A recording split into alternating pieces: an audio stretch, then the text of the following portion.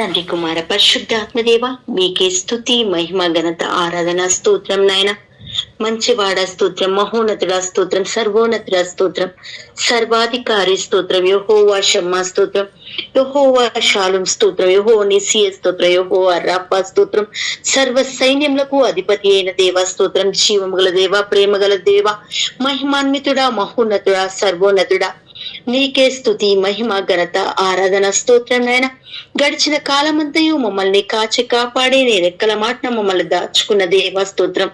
అయ్యా నాయన, నీకు మాత్రమే సదా స్తుతులు స్తోత్రములు మహిమలు నాయన తండ్రి అయిన దేవ. అవును తండ్రి, మా ప్రతి అణువణువు నీవే సృష్టించి ఉన్నావు. మాతృ గర్భంలో మమ్మల్ని రూపొందించక ముందే మా యొక్క ప్రతి విషయం ఎరిగి ఉన్న దేవుడు, ఆశ్చర్య కార్యంలో అద్భుత క్రియలు చేయువాడవు నాయన తండ్రి దేవ స్తోత్రం. నీ కంటికి ఏది మరుగై ఉండజాలవు నాయన. మా యొక్క ప్రతి రహస్యము ఎరిగిన దేవ స్తోత్రం నాయన. మమ్మల్ని తండ్రి అయిన దేవ పిండముగా ఉన్నప్పుడే నీవు మమ్మల్ని చూచి ఉన్నావు, రూపొందించి ఉన్నావు తండ్రి అయిన దేవ. నీవు మా యొక్క ప్రతి విషయము తండ్రి నీ గ్రంథంలో లిఖించి ఉన్నావు స్తోత్రం నా తండ్రి. ఈ దినము తండ్రి ఈ యొక్క ప్రార్థన చేయడానికి తండ్రి అయిన దేవ ఈ చిన్ని అవకాశం మాకు ఇచ్చిన దేవ స్తోత్రం. ఈ ప్రార్థనలో ఈ యొక్క వాక్య పరిచర్యలో తండ్రి అయిన దేవ మేమందరము తండ్రి ఏక మనసుతో మేము నిమగ్నమే ప్రార్థించడానికి కావలసిన కృప అనుగ్రహములు మాపై కుమ్మరించమని ఇక్కడ చేరి ఉన్న ప్రతి బిడ్డను పేరు పేరున ఆశీర్వదించి తండ్రి అయిన దేవ వాక్యం వినే చెవులను తండ్రి, వాక్యాన్ని చూసే కనులను తండ్రి, అర్థం చేసుకునే మనసును తండ్రి, వాక్యంలో తండ్రి మేము అనుసరించే హృదయాన్ని మాకు దయచేయమని తండ్రి, నీ వైపు పరిగెత్తే కాలను మాకు దయచేయమని, మాలోని ప్రతి పాపాన్ని, మాలోని అంధకారపు మనస్తత్వాన్ని నీ పరిశుద్ధ శిలువ రక్తంతో కడిగి శుద్ధీకరించి తండ్రి అయిన దేవ నీ కృప అనుగ్రహములతో మమ్మల్ని అందరినీ ఆశీర్వదించమని తండ్రి, నీ యొక్క కృపలో బలపరిచి భద్రపరిచి దీవించి క్షమించి రక్షించి కాచి కాపాడమని నజరేయుడైన యేసుక్రీస్తు నామమున తల్లి మరియ ప్రార్థనా సహాయం వలన, సకల పునీతుల ప్రార్థనా సహాయం వలన అడిగి వేడుకొనుచున్నాము తండ్రి, ఆమేన్. హోషియా గ్రంథం తీసుకుందాం మనం. హోషియా గ్రంథము నేను తీసుకునే వాక్యం హోషియా గ్రంథము 14వ అధ్యాయము 1వ వచనం నుంచి 8వ వచనం వరకు. హోషియా గ్రంథము 14వ అధ్యాయము 1వ వచనం నుంచి 8వ వచనం వరకు. ఇశ్రాయేలులారా, మీరు మీ దేవుడైన ప్రభువు చెంతకు మరలి రండు. మీ పాపమే మీ పతనమునకు కారణమైనది. మీరు ప్రభువు చెంతకు మరలి వచ్చి ఈ ప్రార్థననే మీ బలిగా సమర్పింపుడు. ప్రభు, మా పాపములను మన్నింపుము, మా మనవిని అంగీకరింపుము. మేము మిమ్ము స్తుతించుచున్నాము. అస్సిరియా మమ్ము రక్షింపజాలదు, యుద్ధ అశ్వములు మమ్ము కాపాడలేవు. మేము ఇక మీదట విగ్రహములను మా దైవములుగా ఎంచము. దిక్కులేని వారికి జాలి చూపు వాడవు నీవే.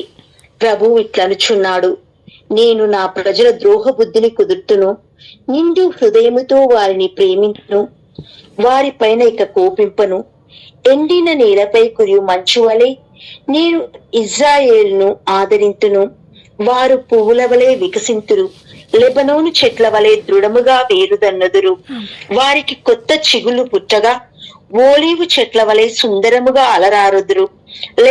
లెబనోను దేవదారుల వలె పరిమళములు వెదజల్లుదురు. ఆ చెల్లులు మరలా నా నీడన బ్రతుకుదురు. పొలములలో పంటలు పండించుకొందురు. వారు ద్రాక్ష తోట వలె ఫలింతురు. లెబనోను ద్రాక్షాల వలె ఖ్యాతి తెచ్చుకొందురు. ఎఫ్రాయిములు మరలా విగ్రహముల జోలికి పోరు. నేను వారి మనువులను ఆలంచి వారిని కరుణింతును.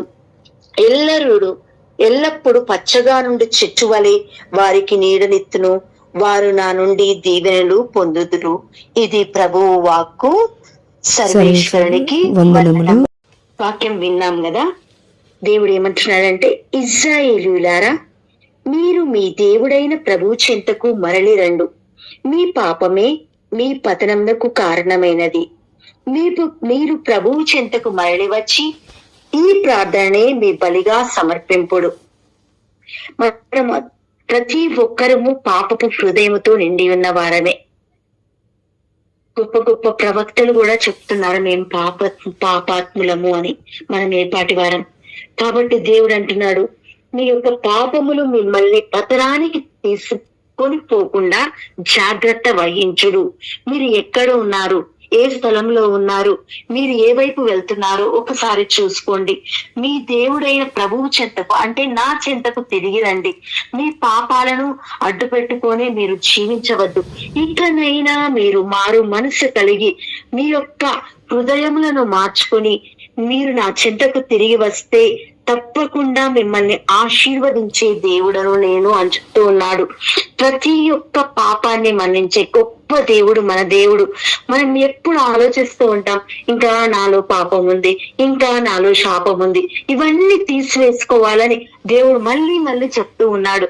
మన యొక్క పాపాలను పూర్తిగా తీసివేసి మీ యొక్క ప్రార్థనను అంటే మనం ప్రార్థించాలి, దేవా నా యొక్క ప్రతి పాపాన్ని తొలగించమని.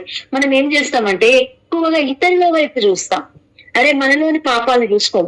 ఏమైనా వాళ్ళు అలా ఉన్నారు, వాళ్ళ జీవితాలు అలా ఉన్నాయి, వాళ్ళ మాటలు అలా ఉన్నాయి, వాళ్ళ ప్రవర్తన అలా ఉంది, ఇదే మనం ఆలోచిస్తూ ఉంటాం. అయితే నేను ఒక చిన్న స్టోరీ చెప్తాను. ఒకసారి మేము కేరళ వెళ్తూ ఉన్నప్పుడు మాతో ఫాదర్స్ ఉన్నారు. వెళ్తూ ఉన్నప్పుడు ఒక ఫాదరు అంటే మేము ఒక ప్రదేశానికి వెళ్ళినప్పుడు మేమందరం మళ్ళీ తిరిగి రిటర్న్ అయ్యేటప్పుడు ఒక అమ్మాయి అక్కడ వేరే పని మీద ముందుకు వెళ్ళిపోయింది. ఫాదర్ అక్కడ ఆ అమ్మాయి కోసం ఆగిపోయినప్పుడు మేము అడిగాం తర్వాత ఫాదర్ ని, మీకు అవసరమా, ఎందుకు ఫాదర్ అట్లా అని కొంచెం అట్లా అన్నాం. అంటే మనం ఏం చేస్తామంటే ఎక్కువగా ఇతరుల వైపు చూస్తూ ఉంటాం, మన పాపంల వైపు మనం చూసుకోం, ఏమైనా ఇతరుల వైపు చూస్తూ ఉంటాం. అలా మేము కూడా చూసినప్పుడు ఆ ఫాదర్ మాకు మాట్లాడాలనిపించలేదు. అసలు ఫాదర్ తో మాట్లాడట్లేము. ఆ ఫాదర్ మేము ట్రైన్ లో కూర్చున్నాక వచ్చి ఫాదర్ ఒక స్టోరీ చెప్పాడు. ఏమని చెప్పాడంటే, ఒక గురువు శిష్యులు వాళ్ళు ఉన్న ప్రదేశం నుంచి వేరే ప్రదేశానికి వెళ్తూ ఉన్నప్పుడు ఒక నది దాటాలి. ఆ నదిలో పూర్తిగా నీళ్లు బాగా నిండుగా ప్రవహిస్తూ ఉన్నాయి. మీరు ఈ స్టోరీ వినవచ్చు చాలా సార్లు, నేను మళ్ళీ చెప్తూ ఉన్నాను. అయితే చాలా వాటర్ ప్రవహిస్తూ ఉంది. ఒక అమ్మాయి అటు నుంచి అటు దాటాలి, ఆ చెరువు నుంచి ఇటు నుంచి అటు దాటాలి అనుకున్నప్పుడు ఎవ్వరు సహాయం ఆమె తీసుకోలేకపోతుంది, ఆమె దాటలేకపోతుంది. పాపం వీళ్ళు చూస్తూ ఉన్నారు, వాళ్ళు ఏం చేయాలో తెలియదు. ఎందుకంటే వాళ్ళు నియమం ఏంటంటే ఆడవాళ్ళని ముట్టుకోకూడదు. వాళ్ళు గురువు శిష్యులు. అయితే ఈ గురువు ఏం చేశాడంటే, అమ్మా నేను నీకు సహాయం చేస్తాను, నీవు నా పైన ఎక్కి కూర్చో, నేను అవతలకి దాటిస్తాను అని చెప్పాడు. అయితే సరే అని చెప్పేసి ఆమె ఆయన భుజంలో మీద కూర్చుంది, నది దాటించేసింది. దాటిన తర్వాత వీళ్ళు శిష్యులందరూ ఆశ్చర్యపోతున్నారు, మనం ఆడవాళ్ళని ముట్టుకోకూడదు కదా, మన నియమ ప్రకారము ఆడవాళ్ళ మీద అసలు చేయవేయకూడదు, మన గురువు ఏంటి ఇలా ఎత్తుకొని అవతలకి దించేసిండు అని చెప్పేసి వాళ్ళు గుసగుసగా మాట్లాడుకుంటూ ఉన్నారు. వారి దారి మొత్తం మాట్లాడుకుంటూనే ఉన్నారు. తర్వాత వాళ్ళ గురువు అడిగాడు, ఏంటి మీ దారిలో మొత్తం ఏంటి మాట్లాడుకుంటూ ఉన్నారంటే, ఏం లేదు అన్నట్టు. అయితే మళ్ళీ అడుగుతూ ఉన్నాడు, ఏంటి చెప్పండి అని. అంటే మనము మన నియమం ప్రకారం ఆడవాళ్ళని మనం ముట్టుకోకూడదు, మోయకూడదు, కానీ మీరు ఎందుకు అలా దాటించారు అంటే, ఒకరు కష్టంలో బాధలో ఉన్నప్పుడు మనం దాటించడంలో తప్పు లేదు. నేను ఆమెని ఆ నది నుంచి బయటికి వచ్చే వరకే మోసుకొని తీసుకొచ్చి దించున్నాను, మీరు ఇంకా యొక్క అమ్మాయిని మోస్తూనే ఉన్నారు. అంటే మనం వేరే వాళ్ళ వైపు చూస్తూ వాళ్ళు వదిలిపెట్టిన పాపాలని కూడా మనం మోస్తూ ఉంటాం. అంటే మన పాపాలనే కాకుండా ఇతరుల పాపాలను మోస్తుంటాం. ఏమైనా మన వైపు చూసుకోం, ఏమైనా ఇతరుల వైపే చూస్తూ ఉంటాం. మనం చేసే తప్పులు కాకుండా ఇంక ఇతరుల పాపాలు కూడా మనలో వేసుకొని ఉంటాం. అంటే మన జీవితం ఎందుకు బాగుపడటం లేదు, మన కుటుంబాలు ఎందుకు బాగుపడడం లేదు అంటే, మన వైపు మనం చూసుకొని ప్రార్థించడం లేదు. మన జీవితాలను మలుచుకోవాలి, మన జీవితాలను మనం మార్చుకోవాలని చూడకుండా ఇతరుల వైపు చూస్తున్నాం. కాబట్టి దేవుడు చెప్తూ ఉన్నాడు, ఇంకనైనా నా వైపు మరలండి, వేరే వారి వైపు చూడకండి, మిమ్మల్ని మీరు చూసుకోండి, మీ జీవితాల వైపు చూసుకోండి, మీలో ఉన్న పాప మాలిన్యాన్ని చూసుకోండి. ఇకనైనా వాటిని వదిలిపెట్టి మీ యొక్క ప్రార్థన నాకు సమర్పించుకోండి. ఏమంటున్నాడు ఇక్కడ, మీ ప్రార్థనని నా చెంతకు మళ్ళీ వచ్చి ఈ ప్రార్థనని మీ బలిగా సమర్పించు. ప్రభు మా పాపములను మన్నింపుము, మా మనవిని అంగీకరింపుము, మేము స్తుతించుచున్నాము. అసిరియా మమ్ము రక్షించబాజాలదు, యుద్ధ అశ్వములు కాపాడలేవు. మేము ఇక మీదట విగ్రహములను మా దైవములుగా ఎంచము. దిక్కులేని వారిపై జాలి చూపు వాడవు నీవే. మనల్ని ఎవ్వరూ రక్షించలేడు, మన దేవుడైన యెహోవా తప్ప, మన యేసుక్రీస్తు తప్ప. మనం ఆయన మీద ఆధారపడి ఉండాలి, మనుషుల మీద ఆధారపడడం కాదు. దేవుని మీద ఆధారపడి ఉండాలి. ఆయన ప్రేమ చాలా గొప్పది. ఎందుకంటే ఆయన మనల్ని సృష్టించిన దేవుడు కాబట్టి మనల్ని రక్షించే దేవుడు, మనల్ని కాపాడే దేవుడు. దేవుడు చెప్తూ ఉన్నాడు, బిడ్డ నీ మీద నా ప్రేమ ఎంతో అసాధ్యమైన ప్రేమ కలిగి ఉన్నాను, అందుకని నీవు వదిలిపెట్టి రా. దేవుడు చెప్తూ ఉన్నాడు. దేవుని యొక్క ప్రేమ ఎలాంటిదంటే మనకి ఎఫెసీయులకు రాసిన లేక 3వ అధ్యాయంలో 18వ వచనంలో చెప్తూ ఉన్నాడు. క్రీస్తు ప్రేమ ఎలాంటిదంటే క్రీస్తు ప్రేమ ఎంతో విశాలం, ఎంతో దీర్ఘం, ఎంతో ఉన్నతం, ఎంతో గాఢం. అలాంటి ప్రేమ దేవుడు మనపై చూపిస్తూ ఉన్నాడు. మనం ఎందుకు వేరే వాళ్ళ వైపు చూడాలి? దేవుని వైపు చూస్తూ దేవుని ప్రేమ ఎంత గొప్పది, నా పాపంలో మన్నించి వాడవి కదా. మనం దీవెనలు కోల్పోతూ ఉన్నామంటే మనం ఇంకా ఇతరుల వైపు చూస్తూ ఉన్నాం కాబట్టి, వేరే వాళ్ళ వైపు చూస్తూ ఉన్నాం, వేరే వాళ్ళ పాపంలో వైపు. అంటే మనల్ని మనం ఒప్పుకోవడం లేదు, మన జీవితాన్ని మనం శుద్ధి చేసుకోవాలని చూడడం లేదు. కాబట్టి దేవుడు చెప్తూ ఉన్నాడు, ఇక వదిలివేయండి మనలోని విగ్రహాలంటే మనలోని కోపం, క్రోధం, ఈర్ష, అసూయం, ధన వ్యామోహం, మూర్ఖత్వం, ఇంకా మనలోని అసహ్యమైన క్రియలు, ఇవన్నీ వీటినన్నిటిని వదిలివేయండి. వదిలివేసి అలాంటి విగ్రహాల జోలికి మీరు వెళ్ళకండి. ఇంకా నేనే మీ వైపు నేను జాలి చూపిస్తున్నాను, ఇంకా వదిలిపెడితే నేను మనల్ని నా చేతిలో పట్టుకోవాలని చూస్తూ ఉన్నాను అని చెప్తూ ఉన్నాడు. ఆ దేవుని వైపు మనం చూడాలి, ఆ దేవుని ప్రేమ వైపు మనం చూడాలి. మనల్ని మనం పరిశీలించుకోవాలి, మన పాపంలను విడిచిపెట్టాలి. ఇంకే విడిచిపెట్టుకొని పట్టుకునే ఉంటే, ఇంకా ఆయన మనం మోస్తూనే ఉంటే, ఇంకా మనల్ని దేవుడు ఎప్పుడు ఎత్తుకుంటాడు? ఆయన చేతిలోకి ఎప్పుడు తీసుకుంటాడు? ఆయన కౌగిల్లో మనల్ని ఎప్పుడు చేర్చుకుంటాడు? కాబట్టి ఆయన చెప్తూ ఉన్నాడు, మీరు నా దీవెనలు పొందుకోవాలి అంటే ఆ పాపములను వదిలిపెట్టండి. ఇంకా 4వ వచనంలో ప్రభు ఇట్లు సెలవిస్తున్నాడు, నేను నా ప్రజల ద్రోహబుద్ధిని కుదుర్తును, నిండు హృదయముతో వారిని ప్రేమింతును, వారిపై ఇక కోపింపను. ఎండిన నేలపై కురియు మంచు వలె నేను ఇజ్రాయేలును ఆదరింతును, వారు పువ్వుల వలె వికసింతురు, లెబనోను చెట్ల వలె దృఢముగా వేరుదన్నుదురు. ప్రతి ఒక్కరిని దేవుడు అంటున్నాడు, మిమ్మల్ని నేను ప్రేమిస్తున్నాను. మీరు వదిలిపెడితే మీకు ఎవరైతే శత్రువులుగా ఉన్నారో వాళ్ళ ద్రోహబుద్ధిని తీసివేసి కుదురుస్తా. మిమ్మల్ని ఎవరైతే బాధ పెడుతున్నారో, మిమ్మల్ని ఎవరైతే హింసిస్తున్నారో, మిమ్మల్ని ఎవరైతే వేదన పాలు చేస్తున్నారో వారిని వదిలిపెట్టేసేయండి. వారి సంగతి నేను చూసుకుంటాను. ఎప్పుడైతే నా వైపు మీరు చూస్తారో, మిమ్మల్ని నేను ఎంతగానో ప్రేమించిన దేవుడిని కాబట్టి ఎండిన నేలపై కురిపించు మంచు వలె మిమ్మల్ని అందరినీ నేను ఆదరిస్తాను అంటున్నాడు. పువ్వులు ఎలాగైతే వికసిస్తాయో, చెట్లు ఎలాగైతే దృఢముగా వేరు తల్లుతుందో, అలా మిమ్మల్ని నేను వేళ్ళు పాతుకున్న చెట్టు వలె పాతుకునేలా చేస్తాను అంటున్నాడు. మన జీవితాల్లో ఏమైతే ఉన్నాయో, మనకి దేవునికి ఇష్టం లేని కార్యాలు ఏవైతే ఉన్నాయో వాటిని వదిలిపెడితేనే ఆయన దీవెనలు మనం పొందగలుగుతాం. ఆ దీవెనలన్నీ మనకు కావాలన్నా వద్దా?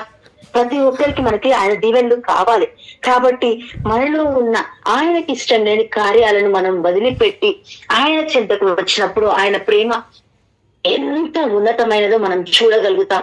నిజంగా మన జీవితాల్లో మనం పాపం వైపే చూస్తే, పాపం వైపే ఉంటే మనం ఏమి పొందుకోలేదు. మనం ఎన్నో కావాలని కోరుకుంటాం. మాకు దేవా ఇది కావాలి, అది కావాలి, మా జీవితాల్లో ఇది ఇవ్వండి, అది ఇవ్వండి అంటున్నాం. కానీ మనలో ఉన్న పాపాన్ని వదిలిపెట్టాలి. అప్పుడే ఆయన దీవెనలు మనలోనికి రాగలుగుతాయి. మనం చూస్తాం, మన ఇల్లు ఉంటుంది. ఇప్పుడు మన ఇంట్లోకి ఎంతో మందిని ఆహ్వానించాలనుకుంటాం అనుకోండి. ఆహ్వానించాలనుకున్నప్పుడు మన ఇల్లుని శుభ్రంగా ఊడ్చి ఆహ్వానిస్తామా? చెత్తగా అట్లాగే ఉంచి ఆహ్వానిస్తామా? ఉంచలేం కదా. మనం శుభ్రంగా ఊడ్చి దాన్ని నీట్గా అలంకరించుకొని అప్పుడు మనం వేరే వాళ్ళని ఆహ్వానిస్తాం. మనకు ఒక ప్రార్థనకు కావచ్చు, లేకపోతే ఇంకేదైనా ఆదిత్యానికి కావచ్చు. అంటే బయట మనుషులకి అంత ప్రాధాన్యత ఇస్తే దేవుడికి ఎంత ప్రాధాన్యత ఇవ్వాలి? దేవుడు మనలోకి రావాలంటే మనం ఎంత శుభ్రంగా ఉండాలి? ఏమైనా మనుషుల వైపు మనం చూస్తే ఆయన ప్రేమను మనం పొందుకోలేమమ్మా. ఆయన ఇచ్చే దీవెనలు మనం పొందుకోలేం. ఎందుకు కోల్పోతున్నామంటే మనం ఇతరుల వైపు చూస్తున్నాం కాబట్టి. వారు అలా ఉన్నారు, వాళ్ళ జీవితాలు అలా ఉన్నాయి, ఆమె అలా, ఈమె ఇలా, ఇదే మన జీవితం అయిపోతూ ఉంది. అందుకే మనం ఆయన దీవెనలు కోల్పోతూ ఉన్నాం. మన పాపాన్ని ఎప్పుడైతే వదిలిపెట్టుకుంటామో, ఎప్పుడైతే ఆయన వైపు చూస్తామో, అప్పుడు దీవెనలు కూడా అంత నిండుగా మనకు ఉంటాయి. నేను ఒకసారి ఏడుస్తూ ఉన్నా నాకంటే దేవా ఎందుకు ఈ జీవితం ఇలా అవుతుంది, నా జీవితంలో ఇలా కష్టాలేంటి, ఇలాంటి బాధలేంటి అని. అయితే దేవుడు నాకు ఈ వాక్యం, నాకు ఈ పాటని, ఒక పాటను నేనే రాశాను, ఈ యొక్క పాటను వినిపిస్తాను చూడండి. ప్రభువా చేరితిని ఈ పాపిని నీ పాదముల్, ప్రభువా చేరితిని ఈ పాపిని నీ పాదముల్, కరుణించవా క్షమించవా కాపాడవా నన్ను రక్షించవా యేసయ్యా. చేరితిని ఈ పాపిని నీ పాదముల్, నీ ప్రేమను నే మరచితినయ్యా, మనుషుల ప్రేమకై చాచితినయ్యా, నీ ప్రేమను నే మరచితినయ్యా, మనుషుల ప్రేమకై చాచితినయ్యా. నిజమైన ప్రేమ నీలో ఉందని చివరికి నిలవచ్చితినయ్యా, నిజమైన ప్రేమ నీలో ఉందని చివరికి నిలవచ్చితినయ్యా యేసయ్యా. చేరితిని ఈ పాపిని నీ పాదముల్. మనం ఏం చేస్తున్నామంటే వేరే వాళ్ళ ప్రేమకై తాపత్రయపడుతున్నాం. వాళ్ళ ప్రేమ నాకు కావాలి, వీళ్ళ ప్రేమ నాకు కావాలి, వాళ్ళ అలాంటి లోకం వైపు అరువులు చాస్తూ అదే వారి ప్రేమ నాకు దక్కడం లేదే, వారు నన్ను మంచి చూసుకోవడం లేదే అంటే దేవుని ప్రేమను మర్చిపోతున్నాం. అందుకని ఆయన దీవెనను మనం కోల్పోతూ ఉన్నాం. మనం చూడాల్సింది దేవుని వైపు, ఆయన ప్రేమ వైపు. ఆయన ప్రేమ వైపు ఎప్పుడైతే చూస్తామో, నేను నిజంగా ఎప్పుడైతే అనుకున్నాను నిజంగా ఈ మనుషులంతా వ్యర్థం కదా, నేను ఎందుకు ఆలోచిస్తున్నాను, వాళ్ళు నన్ను మంచి చూడడం లేదని, వాళ్ళతో నన్ను మంచిగా మాట్లాడడం లేదని, ఇవన్నీ మనకు వ్యర్థం కదా, ఈ జీవితం వైపు నేను ఎందుకు పరుగులు తీస్తున్నాను అని నేను ఎప్పుడైతే ఆలోచించుకున్నానో అప్పుడు దేవుని ప్రేమ మెల్లమెల్లగా నా వైపు కురియడం మొదలుపెట్టింది.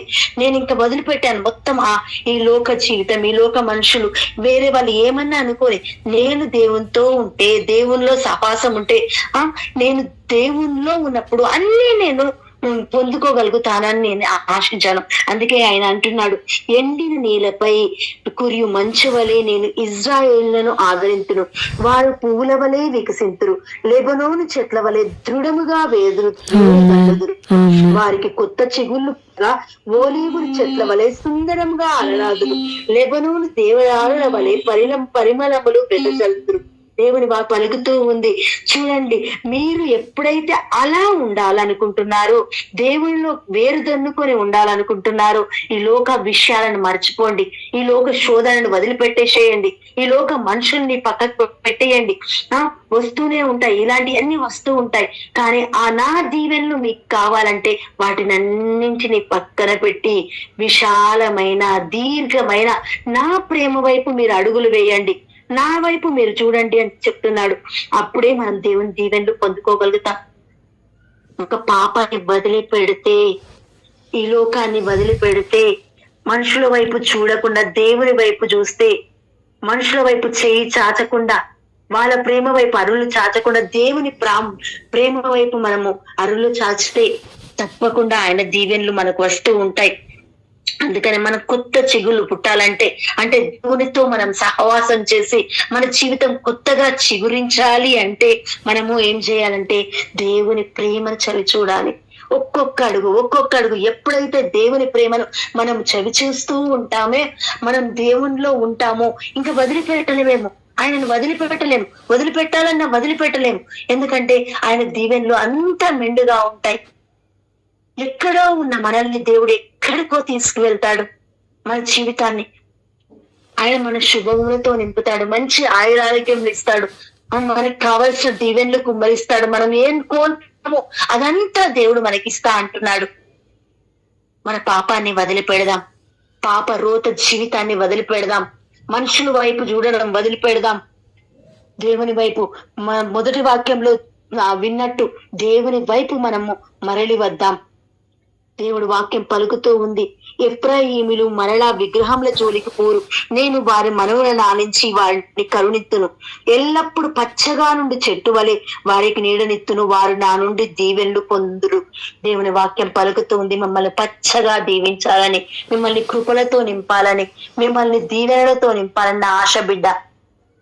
మిమ్మల్ని కోల్పోవాలని నాకు ఇష్టం లేదు, మీరు నాకు కావాలి, మాకు ప్రియమైన బిడ్డలు మీరు. అందుకని మనం దేవుని వైపు చూద్దాం, దేవుని వైపు అడుగులు వేద్దాం. మనం ఏమైతే మనలో విగ్రహాలు ఉన్నాయో, మనకి ఏదైతే దేవునికి మనకి ఉన్న అడ్డగోడగా ఉన్న ఆ విగ్రహాన్ని మన నుంచి తీసివేద్దాం. దేవునికి అసహ్యమైన కార్యాలను మన నుండి తొలగించుకుందాం. దేవునికి మనకి మధ్య ఉన్న ఏదైతే అడ్డుగోడగా ఉందో వాటిని తీసివేద్దాం. దేవునికి వాగ్దానం ఇచ్చిన ప్రకారం మనము ఆయన వైపు అడుగు వేద్దాం. దేవుని యొక్క దీవెనలు మనతో ఉండాలంటే, దేవునిలో మనం నడవాలంటే, పచ్చగా ఉండి చెట్టు వలె మనం ఉండాలంటే, మనం దేవుని ప్రేమను చవి చూడాలి, దేవుని వైపు చూడాలి. నాకు ఎంతో ఇష్టమైన చిన్న స్టోరీ, పెలికాన్ పక్షి. మీరు ఇది కూడా విని ఉంటారు, నేను జ్ఞాపకం చేస్తూ ఉన్నాను. పెలికాన్ పక్షి అనే ఒక పక్షి ఉంటుంది. ఆ పక్షి ఒకసారి ఏం చేస్తుందంటే, తను పిల్లల్ని పోషించుకోవడానికి బయట నుంచి ఆహారం తీసుకొని వచ్చి తన పిల్లలకి పోషిస్తూ ఉంటుంది. ఒకసారి కరువు వచ్చింది, వర్షము, గాలి, ఎక్కడ ఆహారం దొరకడం లేదు. చూసి వెతికి వెతికి వెతికి తీసుకొచ్చి ఆహారాన్ని ఇవ్వడానికి ఇంకా తన దగ్గర ఏం లేదు, పెట్టింది పోషించింది తర్వాత ఏమీ లేదు అనుకున్నప్పుడు ఆ యొక్క పక్షి తన గుండెను చీల్చి బిడ్డలకు తన రక్తం ఇచ్చి ఆ యొక్క పిల్లల్ని పోషించింది. దేవుడి ప్రేమ కూడా అలాంటిదే, తన రక్తం ఇచ్చి మనల్ని పోషిస్తూ ఉన్నాడు. ఆయన అంత ఉన్నతమైన ప్రేమ గలవాడు, మనల్ని పోషించే దేవుడు, మనల్ని రక్షించే దేవుడు, మనల్ని కాపాడే దేవుడు. కాబట్టి మనమందరం విశ్వాసం కోల్పోకుండా ఎన్ని శోధనలు, ఎన్ని బాధలు, ఎన్ని కష్టాలు వచ్చినా గట్టిగా పట్టుకుందాం ఆయనని. దేవా, నీవు నా చెయ్యి పట్టుకో దేవుడా, నేను నీ చెయ్యి పట్టుకుంటే వదిలిపెడతానేమో, అందుకని నీవు నా చెయ్యి గట్టిగా పట్టుకొని అడుగుదాం, ఆయనను ప్రార్థిద్దాం, దేవుని ప్రేమను మనం చవి చూద్దాం, ఆయన విశ్వాస పదంలో నడుద్దాం.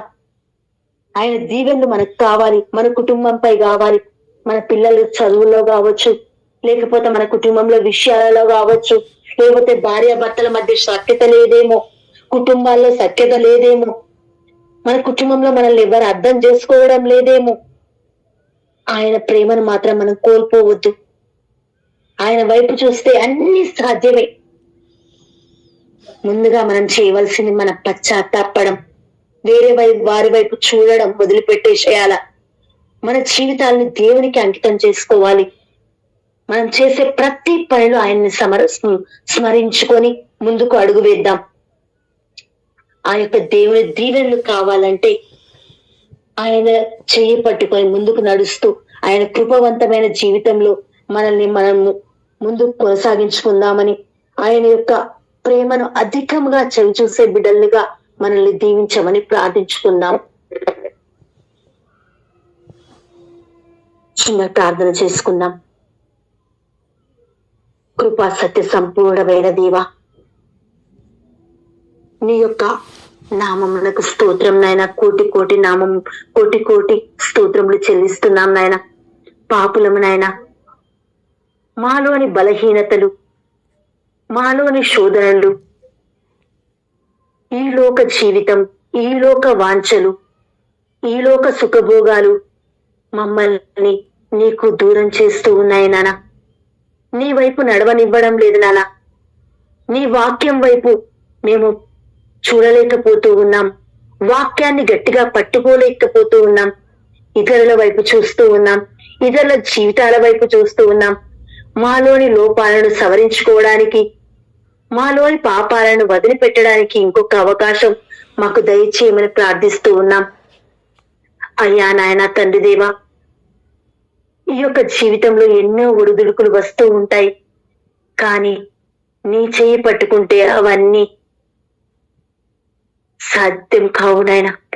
నీ చేయి పట్టుకుంటే మేము వాటిని అన్నింటినీ జయించగలుగుతాము. కాబట్టి నాన్న, నీ ప్రేమనందు మేము జీవించడానికి, నీ ప్రేమలో మేము మునిగి తేలడానికి కావలసిన కృపా అనుగ్రహములను మాపై కుమ్మరించండి తండ్రి దేవా. ఈ దినము తండ్రి అయిన దేవా, మేము గట్టిగా ఒక నిర్ణయం చేసుకుంటున్నాం. మా జీవితాలను నీ చేతిలో పెడుతూ ఉన్నాం. ఇక నీ ప్రేమను మేము వదిలిపెట్టలేం. నీ దీవెనను మాకు కావాలి. మేము గట్టిగా నిలబడాలి. నీలో మేము నిలబడాలి. మిమ్మల్ని మేము కోల్పోవద్దు. కాబట్టి నాయన, నీ దీవెనను మేము పొందుకోవడానికి నీ యొక్క కృప అనుగ్రహములను మాపై కుమ్మరించమని, మా ప్రతి ఒక్కరి జీవితాల్లో నీ యొక్క అనుగ్రహ శక్తిని, కృపా వరములను మాపై కుమ్మరించమని, కోల్పోయిన జీవితాన్ని మళ్ళీ నీలో పొందుకోవడానికి కావలసిన శక్తిని, బలాన్ని మా అందరికి నీ దయచేయమని ప్రార్థిస్తున్నాం. నువ్వు చెప్తున్నావు, నీటిలో నడుచుచున్నా నేను నీకు తోడుగా ఉన్నాను, అగ్నిలో నడుచుచున్నా నేను నీకు తోడుగా ఉన్నాను. బిడ్డ, నా ప్రేమ అలాంటిది. నేను నిన్ను వదిలిపెట్టను. నీవు నన్ను వదిలిపెట్టినా నేను నిన్ను వదిలిపెట్టను తండ్రి దేవా. అలాంటి ప్రేమతో మేము జీవించే విధంగా నీ కృపను మా అందరిపై కుమ్మరించమని, మా కుటుంబాల్లో, మా బిడ్డలపైన, మా భర్త, భార్య, ఇంకా ఎవరెవరైతే మమ్మల్ని బాధిస్తున్నారో, మమ్మల్ని హింసిస్తున్నారో, మమ్మల్ని వేదన పాలు చేస్తున్నారో, వారిపై కూడా నీ యొక్క కృపా అనుగ్రహములను కుమ్మరించి అర్థం చేసుకునే మనస్సును వాళ్ళకు దయచేయమని, మేమందరం ప్రేమతో జీవించే శక్తిని, బలాన్ని మా అందరికీ కుమ్మమని, కోల్పోయిన జీవితాన్ని మళ్ళీ మేము పొందుకునే శక్తిని నీ కృపలో మాకు దయచేయమని నజరేయుడైన యేసుక్రీస్తు నామం పేరిట అడిగి వేడుకొనుచున్నాము తండ్రి. ఆమేన్. ఆమేన్. ఆమేన్. ఆమేన్. ఆమేన్.